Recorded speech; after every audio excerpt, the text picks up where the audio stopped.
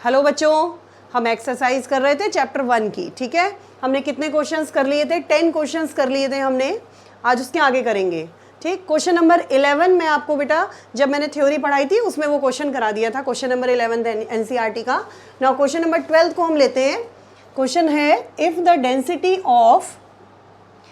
Density of methanol is 0.793 kilogram पर litre, what is its volume needed for making 2.5 liter of its 0.25 m solution। ठीक है, अच्छा हमें क्या दिया हुआ है?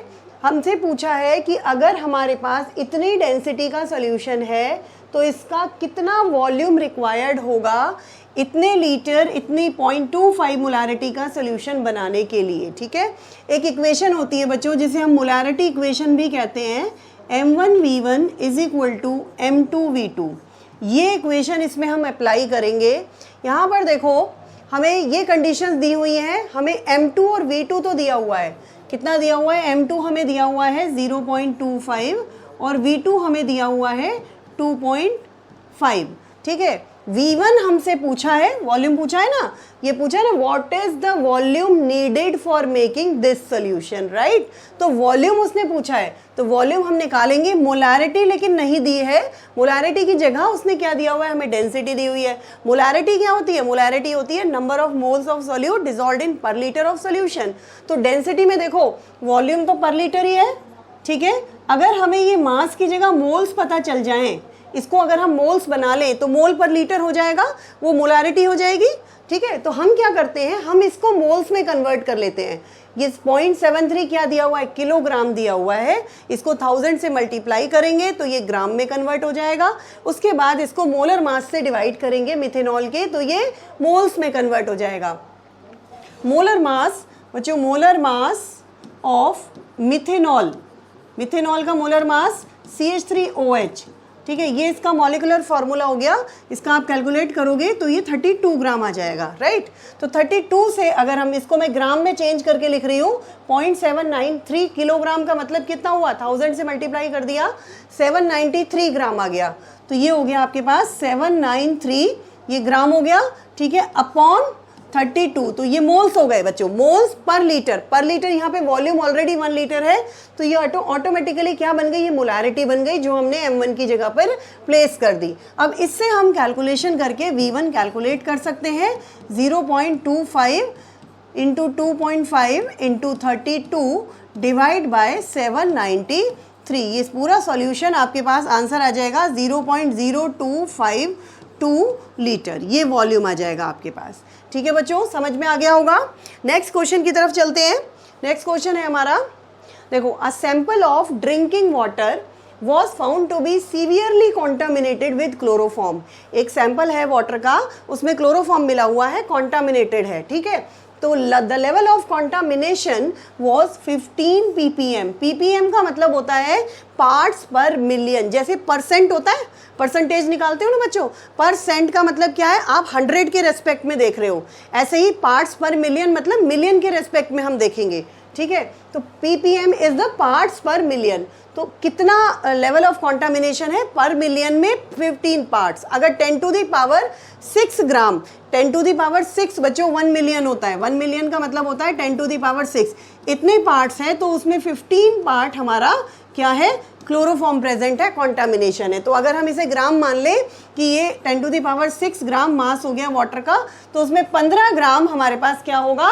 क्लोरोफॉर्म होगा। ठीक है, ये मतलब है इसका। अब क्वेश्चन जो फर्स्ट पार्ट है उसमें हमसे क्या पूछा है? Express this in percent by mass. Mass percentage पूछिए। मास परसेंटेज निकालने के लिए क्या फॉर्मूला होता है? Mass percentage is equal to क्या होता है? Mass upon total mass into 100। ठीक है, यही होता है total mass of the solution into 100। अब मास कितना है? अगर हम पर मिलियन को ग्राम्स में मास मान लें वाटर का 10 टू दी पावर 6, तो 15 ग्राम क्या हो जाएगा? क्लोरोफॉर्म का मास हो जाएगा। तो यहाँ पर हम रख देंगे 15 upon 10 to the power 6 into 100। ये बेटे 10 टू दी पावर 6 हमने क्यों लिया है? क्योंकि ये पर मिलियन है। 1 मिलियन 10 टू दी पावर 6 होता है। ये सॉल्व करके आ जाएगा आपके पास, ठीक है, कितना आ जाएगा ये? ये आ जाएगा आपके पास बच्चों 1.5 इंटू 10⁻³ तो ये फर्स्ट पार्ट सॉल्व हो गया। अब आते हैं सेकेंड पार्ट पर, determine the molality of chloroform in water sample. ठीक है, हमें क्या निकालना है, मोलैलिटी निकालनी है वाटर सैंपल में। अच्छा, मोलैलिटी के लिए फॉर्मूला क्या होता है, मोलैलिटी के लिए फॉर्मूला होता है molality is equal to number of moles upon mass of solvent. Number of moles किसके होते हैं, सॉल्यूट के होते हैं, mass of solvent in kg ये होता है। ठीक है बच्चों, नंबर ऑफ मोल्स कैसे निकालेंगे, given mass upon molar mass. तो मास कितना हमने ले रखा है, हमने 15 ग्राम ले रखा है मास, तो 15 ग्राम मास हो गया। मोलर मास क्लोरोफॉर्म का यहाँ गिवन है, अगर नहीं गिवन है तो आप मोलर मास कैलकुलेट कर लेना 118.5, तो ये आ गया मोलर मास 118.5, ये तो मोल्स आ गए।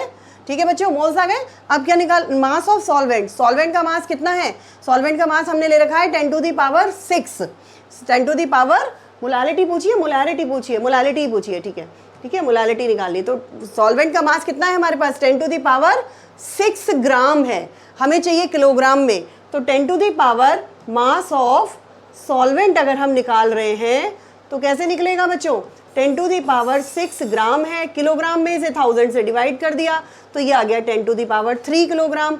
तो यहाँ पर रख दिया हमने 10⁻3 किलोग्राम मास रख दिया, ये मोल्स हो गए। ठीक है, तो ये आपके पास मोलैलिटी आ जाएगी 1.266 इंटू 10⁻⁻4 मोलैलिटी आ जाएगी मोल पर kg। समझ में आ गया बच्चों, इस तरह से आप मास परसेंटेज और मोलैलिटी निकालेंगे। ठीक है, अच्छा अब नेक्स्ट क्वेश्चन की तरफ चलते हैं। आगे है express the following in the scientific notation. अच्छा, बीच में बच्चों जो कुछ क्वेश्चंस रह गए हैं, ये नहीं 17 के बाद यहाँ पे रह गए हैं। ठीक है, ये जो बीच के जो क्वेश्चंस हैं उसमें एक क्वेश्चन तो हम अभी आगे करेंगे और कुछ क्वेश्चन 2-3 क्वेश्चन थ्योरी से रिलेटेड हैं, वो इसलिए छोड़ दिए हैं। ठीक है, अच्छा क्वेश्चन नंबर 17 हो गया हमारा। Question number 18, express the following in the scientific notation. इसे हमें साइंटिफिक नोटेशन में, साइंटिफिक नोटेशन मैंने आपको लिखना सिखाया था n इंटू 10⁻, फर्स्ट वीडियो में सिखाया था n इंटू 10⁻n की फॉर्म में करना। इस फॉर्म में अगर हम किसी भी वैल्यू को लिख देते हैं तो ये हो जाता है साइंटिफिक नोटेशन। ठीक है, तो साइंटिफिक नोटेशन लिखने के लिए हम क्या करेंगे, इसको देखो कैसे चेंज करेंगे, 4.8 इंटू 10⁻, क्या हो जाएगा, आप डेसिमल को राइट में शिफ्ट कर रहे हैं तो पॉजिटिव पावर आप लगाएंगे, सॉरी नेगेटिव पावर आप लगाएंगे, ये आ जाएगा -3। कितने प्लेस शिफ्ट किया आपने, 1 2 3, 3 प्लेस आपने डेसिमल को शिफ्ट किया है तो -3 पावर आ गई। डेसिमल जब हम राइट में शिफ्ट करते हैं तो नेगेटिव पावर लगानी है, लेफ्ट में शिफ्ट करनी है तो पॉजिटिव पावर लगानी है। ठीक है, यहाँ पर देखो, यहाँ पर आप डेसिमल कहीं नहीं है तो आप इधर प्लेस करेंगे तो इधर की तरफ मूव करेंगे लास्ट से। ठीक है, लेफ्ट की तरफ मूव कर रहे हैं तो कितने प्लेस मूव करेंगे, 2.34 इंटू 10⁻, क्या आ जाएगा, 1 2 3 4 5 प्लेसेस हैं तो 10⁵ आ जाएगा। ऐसे ही इसको हम लिख सकते हैं 8.008 इंटू 10⁻3, यहाँ पर हम इसको लिख सकते हैं 5.00 इंटू 10⁻2। डेसिमल हमने 2 प्लेस इधर शिफ्ट किया है तो 10⁻2 आ गया। यहाँ पर देखिए 6.0012 इंटू 10⁻, कितना प्लेस है, 1 2 3 4 आ जाएगा। ठीक है, 60012 है, कहीं भी डेसिमल नहीं है तो यहाँ पर हमने डेसिमल प्लेस किया है तो यह आ जाएगा 6.0012 इंटू 10⁻4 आ जाएगा। ठीक है, अच्छा अब आगे चलते हैं बच्चों। क्या है क्वेश्चन में हमसे पूछा है, देखो, how many significant figures are present in the following. कितने सिग्निफिकेंट फिगर्स हैं, सिग्निफिकेंट फिगर्स निकालने के लिए कुछ रूल्स आपको बताए थे, वो वीडियो आप दोबारा भी देख सकते हो। ठीक है, वहाँ पे सारे रूल्स मैंने समझाए हैं कैसे हम सिग्निफिकेंट फिगर निकालते हैं। ठीक है, जीरो को हमें कब कंसीडर करना है सिग्निफिकेंट फिगर में, कब नहीं करना है।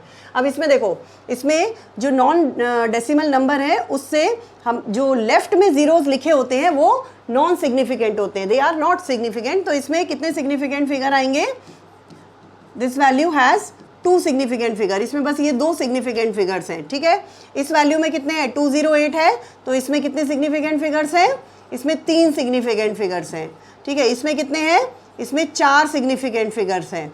ठीक है, इसमें 4 वैल्यूज़ हैं। अब ये वाला देखो 126000, इस तरह की जो वैल्यू है जिसमें लास्ट में 0 दिए हुए हैं, इसे पहले आप साइंटिफिक नोटेशन में कन्वर्ट करिए। इसे आप लिखेंगे 1.26 इंटू 10 टू दी पावर कितना हो गया 345, 10 टू दी पावर 5। और अब इसमें नंबर ऑफ सिग्निफिकेंट फिगर्स आप बताएंगे तो ये आ जाएगा आपके पास, सिग्निफिकेंट फिगर्स कितने आएंगे इसमें 3 आ जाएंगे सिग्निफिकेंट फिगर्स, ठीक है। अच्छा, इसके बाद इसमें देखो जो राइट हैंड पर 0 होते हैं दे आर सिग्निफिकेंट, तो यहाँ पर देखो राइट हैंड में 3 0 है, तीनों आप कंसीडर करेंगे तो यहाँ पर इसमें सिग्निफिकेंट फिगर्स हो जाएंगे 4, ठीक है। अब ये वाला देखो इसमें कितने सिग्निफिकेंट फिगर्स हैं, सिग्निफिकेंट फिगर इसमें होंगे बच्चों 1 2 3 4 5 सिग्निफिकेंट फिगर्स होंगे, ठीक है। तो ये सिग्निफिकेंट फिगर का क्वेश्चन हो गया। आगे चलते हैं, round up the following up to 3 significant figure. इसका मतलब ये है जो गिवन वैल्यूज़ हैं उन्हें हमें इस तरह से लिखना है कि उस वैल्यू में 3 सिग्निफिकेंट फिगर हो जाए, ठीक है।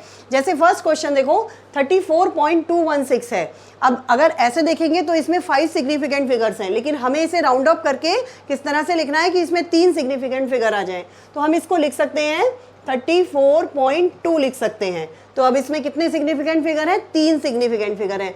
जो डिजिट आप ओमिट कर रहे हो, 6 को आपने छोड़ा, 6 क्योंकि मोर देन 5 है तो 1 की जगह 2 हो गया, लेकिन 2 इज अगेन लेस देन 5 तो 2 को ऐसे ही छोड़ दिया तो ये वैल्यू सिर्फ इतनी आ गई, ठीक है। अब इसमें भी देखो हम लिखेंगे इसको तो ये हो जाएगा 10.4 हो जाएगा। ये तीनों डिजिट लास्ट के हम छोड़ देंगे। यहाँ पर हम करेंगे देखो 7 को हटाने के लिए आप इसमें 1 प्लस करोगे क्योंकि ये मोर देन 5 है, तो 9 में आप 1 प्लस करोगे तो ये 6 0 हो जाएगा, ठीक है। तो ये हो जाएगा 0.0460। अब इसमें ये 3 ये वाले आगे वाले जो इधर वाले लेफ्ट वाले 0 हैं ये सिग्निफिकेंट नहीं है। अब इसमें कितने सिग्निफिकेंट फिगर हैं, 3 सिग्निफिकेंट फिगर हैं। इसको आप कैसे लिखोगे, इसको आप लिखोगे 2 पहले इसको साइंटिफिक नोटेशन में चेंज कर लो, 2.808 इंटू 10 टू दी पावर 3 हो जाएगा। अब इसको कैसे लिख सकते हो 2.81, क्योंकि ये मोर देन 5 है इसलिए 1 हमने प्लस कर दिया इंटू 10 टू दी पावर 3। तो ये इस तरह से इसमें 3 सिग्निफिकेंट फिगर्स आ गए, ठीक है। तो ये क्वेश्चन भी हो गया। अब आगे चलते हैं बच्चों, किसी भी क्वेश्चन में कोई भी प्रॉब्लम अगर आपको आ रही है तो आपको क्या करना है, आपको कमेंट सेक्शन में प्रॉब्लम अपनी लिख कर भेजनी है, ठीक है।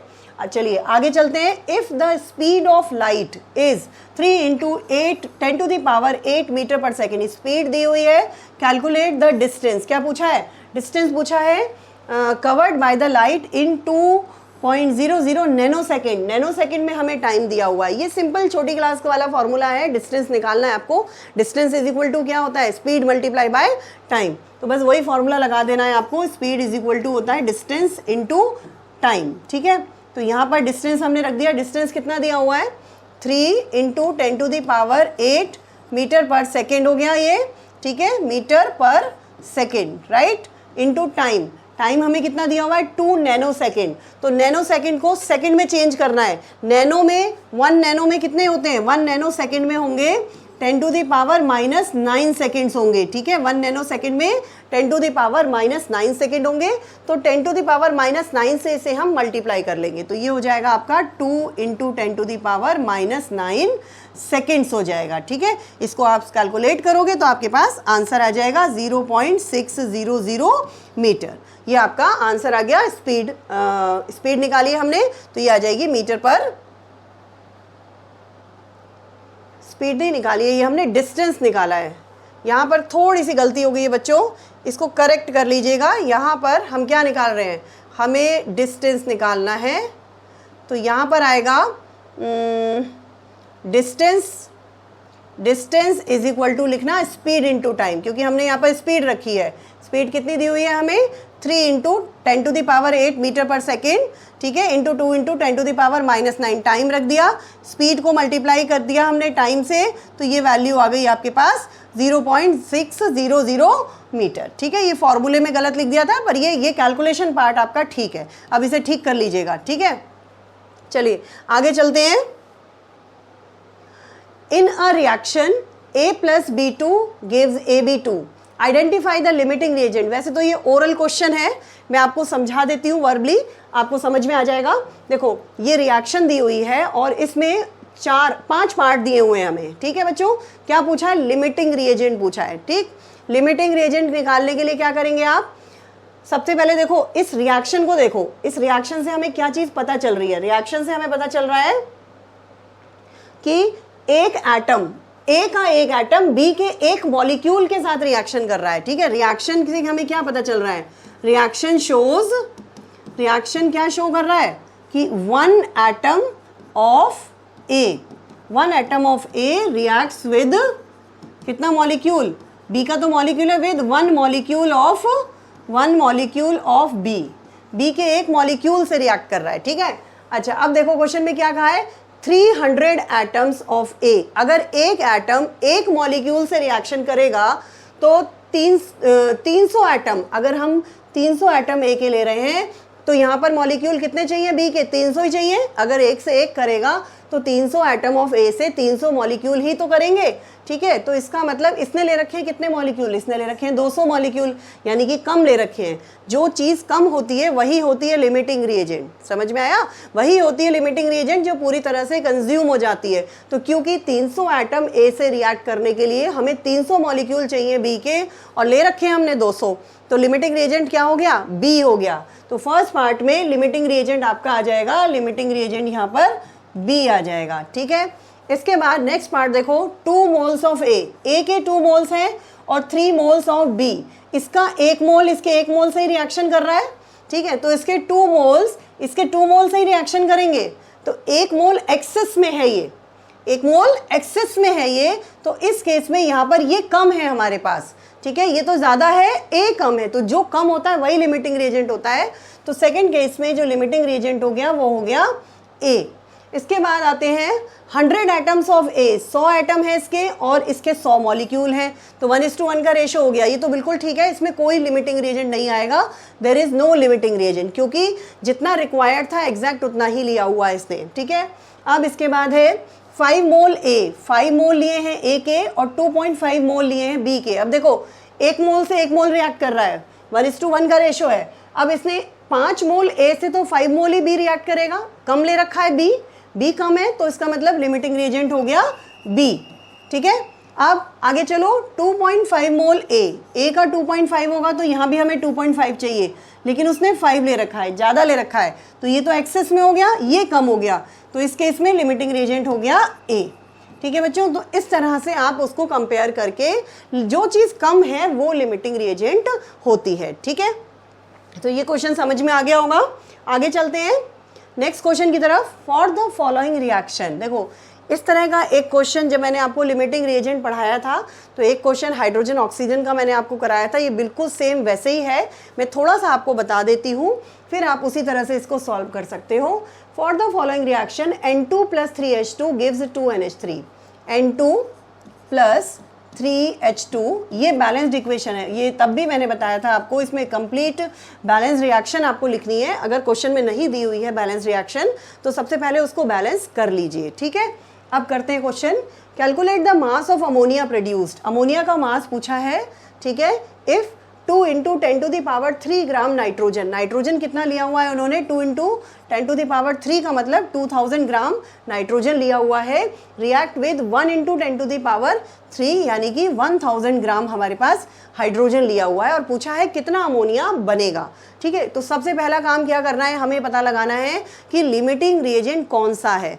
तो रिएक्शन से जो मासेस हमें पता चल रहे हैं वो लिख लेंगे हम। यहाँ पर है 28 ग्राम हो जाएगा नाइट्रोजन का मास, और हाइड्रोजन का आ जाएगा 2 हो गया, × 3 6 ग्राम हो गया।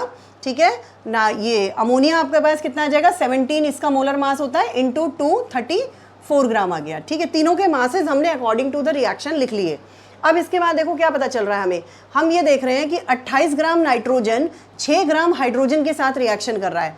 28 ग्राम अगर नाइट्रोजन है तो कितने ग्राम से वो कर रहा है, 6 ग्राम हाइड्रोजन के साथ रिएक्शन कर रहा है, तो 2000 ग्राम कितने से करेगा, 2000 ग्राम के साथ हम निकाल लेंगे नाइट्रोजन कैसे रिएक्ट करेगा, 6/28 × 2000। ठीक है, तो ये बेटा हम इसको कैलकुलेट करेंगे, कितना आ जाएगा, थोड़ा सा यहाँ पे सॉल्व कर लेते हैं।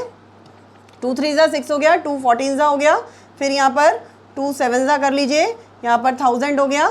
अब कितना आ जाएगा ये, 7 से इसको डिवाइड करो, 3000/7 कितना आया, 7 × 4 = 28, 2 हो गया 20, उसके बाद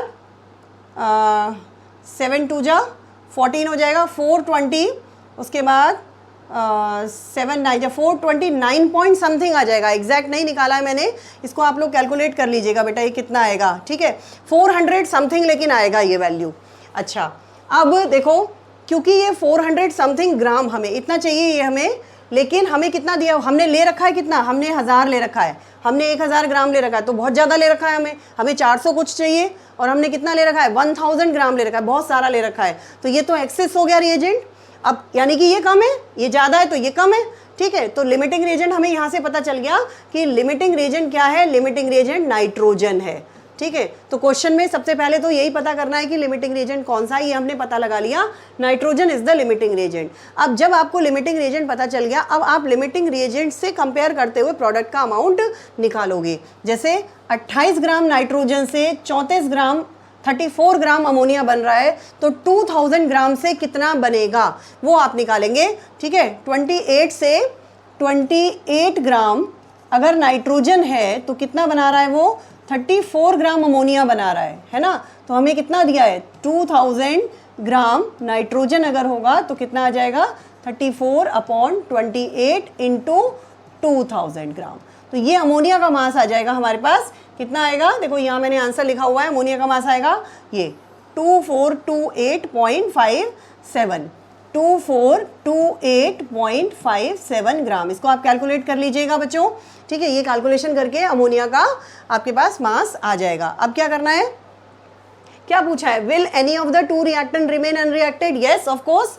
क्या कोई रिएक्टेंट अनरिएक्टेड बचेगा, यस बचेगा। कौन सा बचेगा, हाइड्रोजन बचेगा। हाइड्रोजन कितना बचेगा, कौन सा बचेगा, हाइड्रोजन बचेगा, क्योंकि वो एक्सेस रिएजेंट है। अब कितना बचेगा, जितना लिया हुआ है टोटल अमाउंट 1000 हमने लिया हुआ है, जितना हमें चाहिए था ये अमाउंट माइनस कर देना, इसमें से इसे माइनस कर देना, तो आपके पास आ जाएगा कि कितना अमाउंट लेफ्ट होगा, कितना बचेगा, वो अमाउंट आएगा आपके पास 571.4 ग्राम। ठीक है बच्चों, समझ में आ गया ये क्वेश्चन आपको, इसे करके देख लीजिएगा, ठीक है। अब आगे चलते हैं।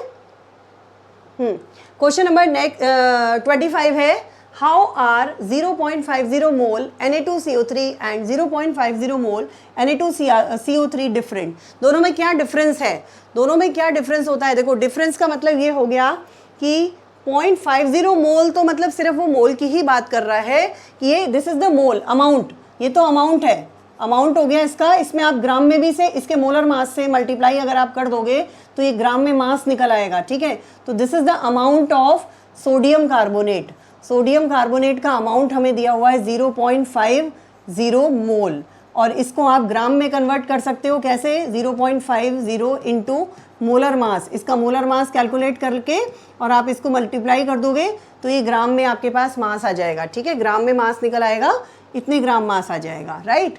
और 0.50 एम का मतलब है, कैपिटल एम का मतलब होता है मोलैरिटी, ठीक है। तो मोलैरिटी इज गिवन, तो 0.50 एम का मतलब है that is 0.50 moles of Na2CO3 present in, कहाँ पे कितने में प्रेजेंट है, are present in 1 litre of solution, 1 litre of solution, 1 litre volume of solution. ये दोनों में डिफरेंस है, वो खाली मास दिया हुआ है, लेकिन इसमें हमें ये भी पता लग रहा है कि कितने लीटर में कितना मोल प्रेजेंट है, वो मोलारिटी है, कंसंट्रेशन है, ठीक है।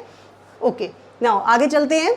Question number 26, 10 volume of hydrogen, 10 volume है हाइड्रोजन के, react with 5 volume of oxygen. Hydrogen और ऑक्सीजन की रिएक्शन की बात कर रहा है, तो हम क्या करते हैं, हाइड्रोजन और ऑक्सीजन की पहले बैलेंस्ड इक्वेशन लिख लेते हैं। बैलेंस्ड इक्वेशन लिखी, H2 + O2 गिव्स 2H2O, यानी कि यहाँ पर 2 आ जाएगा, 2H2। अब बैलेंस हो गई, देखो 2H2 + O2 गिव्स 2H2। हमने बैलेंस्ड इक्वेशन लिख ली इन दोनों में। अब हमें इस रिएक्शन से हमें क्या पता चल रहा है, अगर इसका 2 वॉल्यूम है तो इसका 1 वॉल्यूम है और इसका भी 2 वॉल्यूम बनेगा, ठीक है। ये तो हमें रेशो पता चल रहा है रिएक्शन से। अब वो क्वेश्चन में क्या कह रहा है, देखो 10 वॉल्यूम, 10 वॉल्यूम उसने लिया है हाइड्रोजन का, 10 वॉल्यूम वो हाइड्रोजन ले रहा है। Gas reacts with 5 volume of dioxygen, इसका वो 5 वॉल्यूम ले रहा है, ठीक है। तो how many volume of water vapour will be produce, water के कितने वॉल्यूम बनेंगे। सेम रेशो हो गया बच्चों, देखो जो 2:1 का रेशो यहाँ पर देखो दोनों में है, वही इसमें भी रेशो है 2:1 का। ये 2 मोल है तो ये 1 मोल है, ये 10 मोल है तो ये 5 मोल है। तो यानी कि अगर 2 वॉल्यूम से 2 वॉल्यूम वाटर बन रहा है तो यहाँ पर भी कितना वॉल्यूम बनेगा, 10 वॉल्यूम वाटर प्रोड्यूस होगा। सेम रेशो आपको दिया हुआ है, इसलिए जो रेशो वॉल्यूम का वाटर का शो हो रहा है रिएक्शन में वही उतना ही बनेगा इसमें, ठीक है। तो 10 volume water will be produce, ठीक है। अब एक क्वेश्चन बेटा बीच में छूट गया था, ये वाला, इसे और कर लीजिए। ये क्वेश्चन नंबर 13 है, जो मैंने कहा था एक क्वेश्चन हम आगे करेंगे बीच में, ठीक। क्वेश्चन नंबर 13 है, pressure is determined as force per unit area. Pressure क्या होता है, force per unit area of the surface. ऐसा unit of pressure pascal is shown below, pascal में और न्यूटन पर मीटर स्क्वायर में रिलेशन आपको दिया हुआ है। और आपसे पूछा है if the mass of the air at sea level is this, ये मास ऑफ द एयर दिया हुआ है, calculate the pressure in pascal. आपको प्रेशर निकालना है, इसमें कुछ नहीं करना है, यूनिट कन्वर्जन करना है केवल, जो आपको डायमेंशनल एनालिसिस में मैंने मेथड सिखाया है, कन्वर्जन फैक्टर बना के जैसे हम यूनिट चेंज करते हैं, बस इसमें यूनिट चेंज करना है, ठीक है। देखो प्रेशर क्या होता है, प्रेशर होता है force per unit area, force per unit area, यही होता है, फोर्स अपॉन एरिया ये होता है, ठीक है। तो ये देखो पर यूनिट एरिया तो ये दिया हुआ है मास, मास ये हमें पर यूनिट एरिया है, ये यूनिट एरिया हो गया सेंटीमीटर स्क्वायर, ठीक। फोर्स क्या होता है, फोर्स होता है m इंटू जी, मास इंटू एक्सेलरेशन, ठीक है, ये हो गया। तो एरिया तो हो गया हमारा, मास कितना है 1034 ग्राम हो गया, ये तो मास हो गया। एरिया 1 सेंटीमीटर स्क्वायर है, तो यहाँ पर ये सेंटीमीटर स्क्वायर आ गया सीधा सीधा। और क्या दिया हुआ है, जी, जी कितना होता है, जी होता है 9.8 इंटू 9.8 क्या हो गया, मीटर पर सेकेंड स्क्वायर, ये हो गया। अब सिर्फ इसको क्या करना है आपको, ये तो हमने प्रेशर निकाल लिया, अब इसको आपको पास्कल में बस यूनिट चेंज करनी है। तो सबसे पहले आप क्या करेंगे, ग्राम के किलोग्राम बना लो, ठीक है, क्योंकि न्यूटन में देखो किलोग्राम, मीटर और सेकंड चाहिए, सेकंड तो है हमारे पास, मीटर है, यहाँ पे सेंटीमीटर है, एक तो इसको मीटर बनाना है हमें, इस ग्राम को हमें किलोग्राम बनाना है, फिर उसे हम न्यूटन में चेंज करेंगे और फिर न्यूटन पर मीटर स्क्वायर को हम पास्कल में चेंज करेंगे। तो यूनिट कन्वर्जन केवल करना है इसमें। देखो किस तरह से करेंगे हम, प्रेशर इज इक्वल टू हमारे पास है 1034 gram into 9.8 metre per second square, यहाँ पे आपके पास है नीचे सेंटीमीटर स्क्वायर। सबसे पहले बच्चों क्या कर रहे हैं, सबसे पहले हम इसके किलोग्राम बना लेते हैं। तो मैं डायरेक्ट कन्वर्जन फैक्टर लिख रही हूँ, वहाँ मैंने आपको पहले वाली वीडियो में सिखाए थे कन्वर्जन फैक्टर बनाने। अगर हम इसे किलोग्राम में चेंज करेंगे तो 1 kg अपॉन 1000 ग्राम आ जाएगा, यही रिलेशन होता है, क्योंकि 1 kg में 1000 ग्राम होते हैं। तो ये आ गया, इससे किलोग्राम में चेंज हो जाएगा, ठीक है। अब हमें नीचे डिवाइड में लिखा हुआ है सेंटीमीटर, सेंटीमीटर स्क्वायर है, 2 सेंटीमीटर है, मतलब इसे जब हम मीटर में चेंज करेंगे तो हम क्या करेंगे, 1 मीटर अपॉन 100 सेंटीमीटर नीचे करेंगे तो 100 सेंटीमीटर ऊपर आ जाएगा, 100 सेंटीमीटर अपॉन 1 मीटर, ठीक है। ये 2 बार क्यों लेंगे, क्योंकि 2 सेंटीमीटर को हमें मीटर में चेंज करना है। तो ये आ गया, सेंटीमीटर के मीटर बना लिए हमने, 2 कन्वर्जन फैक्टर उसके लिए मल्टीप्लाई कर दिए, ठीक है। अब हमें क्या करना है, अब हमें किलोग्राम में चेंज हो गया, मीटर में चेंज हो गया, अब हमें इसे न्यूटन में चेंज करना है। तो न्यूटन में जो चीज़ चेंज करनी है वो ऊपर रखनी है, 1 Newton upon 1 kg metre per second square, ये न्यूटन में चेंज हो जाएगा। और इसके बाद पास्कल में चेंज करना है आपको, तो ये वाला इससे कन्वर्जन फैक्टर बन जाएगा 1 पास्कल अपॉन न्यूटन पर मीटर स्क्वायर।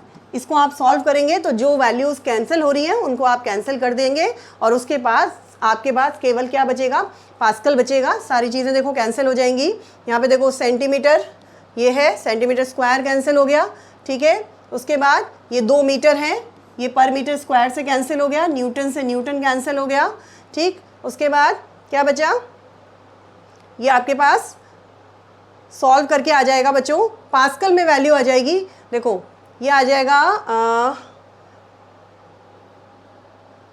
ग्राम, हमारे पास क्या बचा है, किलोग्राम बचा है 1034 gram into metre per second square. ये देखो, ये बेटा किलोग्राम यहाँ पर है, ये कैंसिल कर दिया, मीटर पर सेकेंड स्क्वायर ये वाली वैल्यू भी कैंसिल हो गई, सारी चीज़ें कैंसिल हो गई, ठीक है। अब क्या बचा है हमारे पास, अब हमारे पास सिर्फ बचा हुआ है पास्कल बचा हुआ है। तो ये जो वैल्यू है ये आ जाएगी आपके पास सॉल्व करके, यहाँ पर इसको लिखोगे आप